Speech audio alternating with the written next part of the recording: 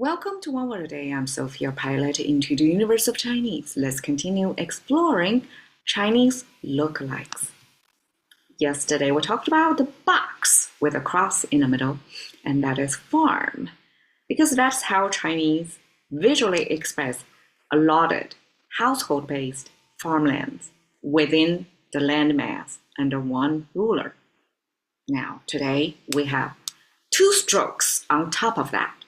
A dot over a horizontal line. What could that be? Would that be associated? Well, it's exactly associated. If we're talking about farmland, this one is more about measurement of farmland. So it became acre, Chinese acre, of course, before we have a globalization or colonization. I guess colonization is the beginning of globalization. So simply is one culture reaching out to another culture. We don't really have standardization. Everything is local and original, right? So even if I translate it as acre, knowing it's Chinese acre, which convert roughly about 1 English acre equal to 6 Chinese mu. Okay, this is how I say it. Now, if we look further back, traditional Chinese add one more element to the right side of it, make it a little more complicated. If we look at 2,000 years ago's 说文解字dictionary, and this is 3 parts, layout a little bit different. Mostly, this one dot over horizontal line become this cross in the middle. Now here is kind of a review. We know this box with a cross in the middle is farm field. And we know this cross by itself is number 10, right? It's a knotting technology. We tie a knot there. Now, only mystery here is the part on the right side. And that is Chinese backward walking symbol. Okay, took me some time to piece things together. But we have a very similar looking thing to this, which is Chinese footwear. So ancient footwear. Before the technology like Nike represented exist, that we can mold shoes however we want to cushion it. Well, ancient footwear work mostly is homemade. So it's your mom made your shoes. Okay, so how good that could be. Basically, Chinese depends on if you're rich or poor family, material different. So therefore, it's a different, lasting, different, longer the duration and look different. It's, I guess, one of the many things on your body that can tell which social class it came from.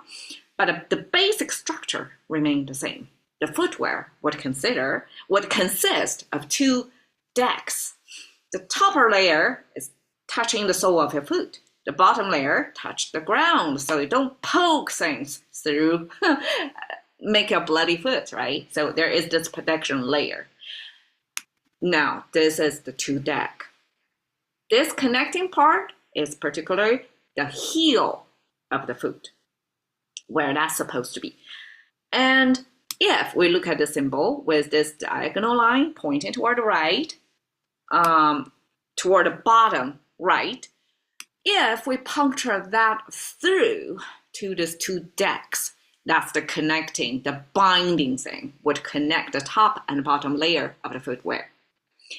And because of doing this for long enough, I have discovered that Chinese is leftward orienting language. Because, okay, 2D framework to create and represent 4D world, yes. But there are some foundational assumptions to be consistent across different characters. So they all be coherent within the same way of representing. And because we can do this comparison between English and Chinese, so then I discovered, okay, Chinese actually is facing toward the left, English toward the right. By default, we don't even think about it. But this is an important discovery of me that I'm kind of over-exuberant about it, because with that, we can understand a lot of things. One of them is, okay, the foot This is the heel, and this is the open toe. So you can almost picture it as wearing flip-flops. Open toe facing that way. I mean, before the shoe technology is like fully toe closure. That's quite some technology. Before then, it was just straw made or leather made, and there will be some gaps in between. So I'm not surprised of this representation of footwear, ancient footwear. And this faces toward the left to be inconsistent with the leftover orientation of Chinese language world, cultural world probably. Now, this thing doesn't puncture through, so it's not a footwear. It's actually describing the movement of the foot.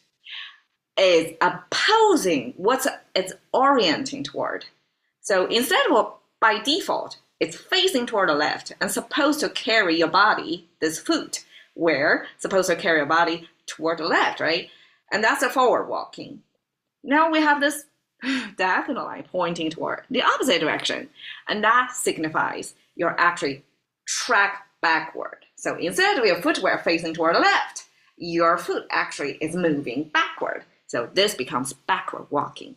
And my guess is in this frame, the three things, 10 farm field, which I guess farm field in ancient times, when it was allotted between different families, there were this standard size probably, and then 10 of them, and measured also by backward walking. Just like English, we use foot to signify a distance because we use, before the invention of standardized measurements, right? The metric or the British system, before the standardization, people just measure with their body parts.